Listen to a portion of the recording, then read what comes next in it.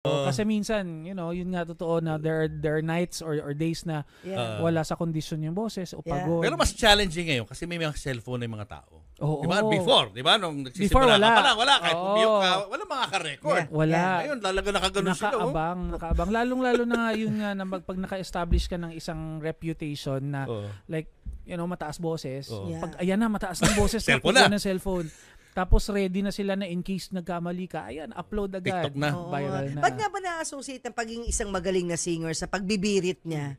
Kailangan para maging magaling singer, kaya mo yung note na gano'n. Actually, tayo lang naman yan eh. I think sa Pilipinas lang, Filipino lang talaga sa Philippines ko napansin yan. Sa ibang bansa naman hindi eh.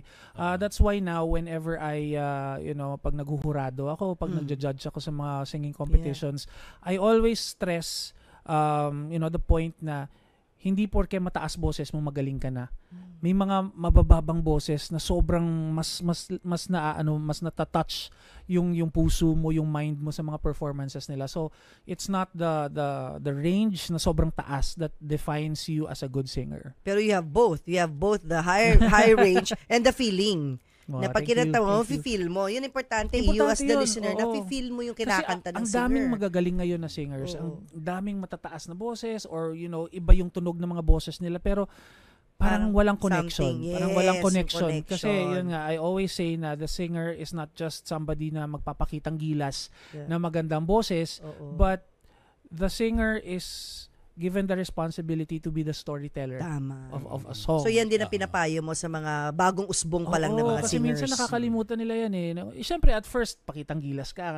Ito yung kakayahan ko. But as years go on, na medyo na-establish mo na sarili mo, hindi na pakitang gilas eh. You don't have to prove anything. So it's more of how you can leave a mark sa mga tao through your music or your performances. Sino sa mga young singers ang nakikita mong may potential na tumagal sa industriya? Sa mga young kasi mga sila Regine, nauna na yan. Forever sino na yan. Sino ba yung mga young? Mag-name tayo. Yan, sina Moira. Yan, mayroon pang mas bata eh. Ako, at top of my head, Juan Carlos. Juan Carlos is one artist na talagang totoong artist. Talaga, hindi siya sumasabay sa trends. Hindi siya, ewan ko, wala siyang pake. Yun ang dapat kasi he just wants to tell a story through the songs that he writes, songs that he performs. Wala siyang pakialam anong itsura niya, wala siyang pakialam anong facial expression niya. And he says what he wants to say and mas relatable siya kasi yun yung totoo. What about Stel na ngayon nagva-viral dahil sa pagkanta niya ng All By Myself with David Foster. What do you think of him? He's one crazy monster of a singer. grabe. Ang boses niya is one of a kind. Iba din yung quality ng boses niya. Yung range niya is amazing. It's nice that mga ganitong quality and sound of singing is already making the environment parang diverse na kasi dati pag sinasabing male balladeer, it's all, may mga instant na mala Martin Rivera, mala Ogie Alcacid, Gary V, ganon.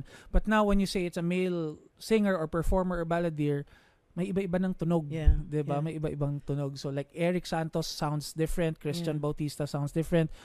Now Stel has his own sound and may iba pang mga artists ngayon na they establish a different sound pero on the same level as balladeers. And you have your own sound and your own trademark. In fact, pag kumakanta si Jed, makita mo yung mga remarks tao ka ba? Kasi sa sobrang wide nga ng range mo talagang wow. Iniintay na talaga yung mataas na part ng song. That's why we ganun. That's why we wanted you nga, 'di ba sabi namin, sana makita ka namin sa Broadway. Kasi we really envision you dun sa Broadway. That's one one of my bucket lists na if given the chance and the opportunity na maging theater actor, I guess. Why not? Kasi minsan I haven't done any audition serious musicals. Feeling ko sa local wala pa rin. Wala pang opportunity. Ayan Pero minsan kasi ayan nga pag nanonood ako ng mga play dito, alam mo yung nagbabaw sila sa dulo. Yeah. Sinasabi ko, Di ba, kaya din yan. Oo naman. Ayan.